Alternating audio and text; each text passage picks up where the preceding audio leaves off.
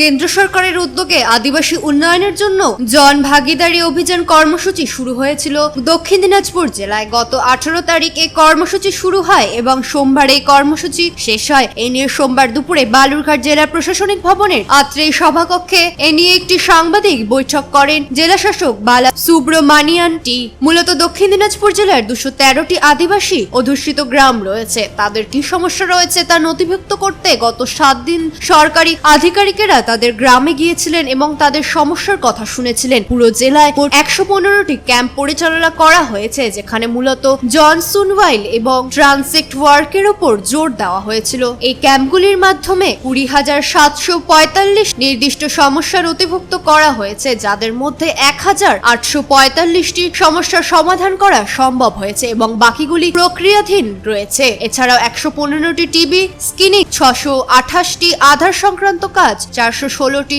Ayushman card generation, 111টি caste certificate এবং 239টি পেনশনের আবেদন প্রক্রিয়া সম্পন্ন করা হয়েছে বলে সাংবাদিক বৈঠকে জানিয়েছেন জেলা শাসক বালা সুব্রমণিয়ান টি।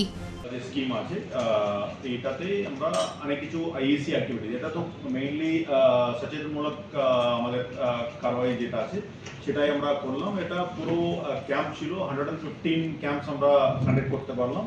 এর মধ্যে আমরা অনেক কিছু ইস্যুস, মেইনলি এটা জনশুনওয়াই একটা মেজর ছিল, ট্রান্সেক্ট ব্লক ছিল। আমাদের অফিসিয়ালসরা গ্রামে গ্রামে ভিতরে ভিতরে গিয়ে পাবলিকের সঙ্গে পার্টিকুলার ট্রাইবাল এরিয়াতে কি কি সমস্যা হচ্ছে, কি ধরনের জিনিসটা হচ্ছে বা কি ধরনের চাহিদা আছে ওটা জানানোর জন্য অফিসিয়াল ট্রান্সেক্ট ব্লক ছিলেন। এটা ট্রান্সেক্ট ব্লক একটা ইম্পর্টেন্ট কাজ ছিল এর মধ্যে, এই জনভাগিদারি ক্যাম্পের মধ্যে। তো ওটা হয়েছিল, অনেক কিছু আমরা ইস্যুস ক্যাম্পেও আমরা শুনলাম। পার্টিকুলারলি ইস্যুস আমরা 2745 এর মধ্যে আমরা ইস্যুস, স্পেসিফিক ইস্যুস আমরা রেকর্ড করতে পারলাম। তার মধ্যে 1845 আমরা রেজলিউশনের দিকে গেল, বাকিটা আন্ডার প্রসেসে আছে। বিভিন্ন রকম ক্যাম্পের মধ্যে যে পরিষেবাগুলি আমরা এক্সিস্টিং, যেটা পরিষেবা অলরেডি যেটা লিঙ্ক আছে ওর মধ্যে, ওই পরিষেবাগুলি আমরা দিলাম। এআরডি ডিপার্টমেন্টের হেলথ ক্যাম্পসগুলি চলছিল।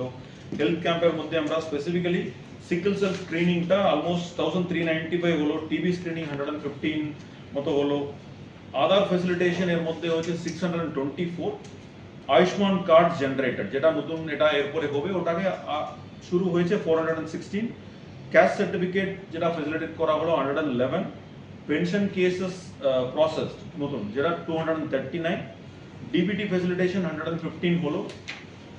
এত আমরা স্পেসিফিক আমরা করতে পারলাম। আর এরপরে এই ফলো আপ ক্যাম্পসগুলিতে আরো সেন্ট্রাল গভর্নমেন্ট স্কিমস আমরা আরো নতুন এরপরে প্রপারলি এটা হবে, অ্যাডাপ্ট হওয়ার পরে তারপর আরো এটা বিস্তারিতভাবে হবে। এটাই মেইন আজকে এই ডিব্রিফিং এর মূল। এটা কত এই এক সপ্তাহ ব্যাপী আমরা যেটা সচেতনমূলক কাজ করলাম, ওটাতে কি কি আউটপুট হলো, আউটকাম হলো। বিভিন্ন department, social welfare department, health, revenue, panchayat department, PHE ছিল, ব্যাংকস খুব অ্যাক্টিভ কাজ ছিল। ব্যাংকসের ক্ষেত্রে এলডিএম সাহেবও আছেন, উনি মানে ওনাদের প্রথম দিন থেকে ব্যাংকসের খুব ভালো সাপোর্ট ছিল।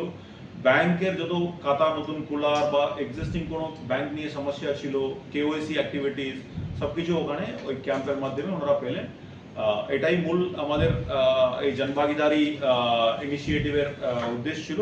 এটা আরো আগামী দিনেও এটা চলবে, এটাই আমাদের এটা আছে, আশা আছে, এবং আমরা কাজ এর থেকেও আরো ভালো পাবলিকের কাছে এটা পরিষেবা নিয়ে যাব। Thank you. বালুরঘাট থেকে মান্টি সিং এর রিপোর্ট, কুলিক নিউজ।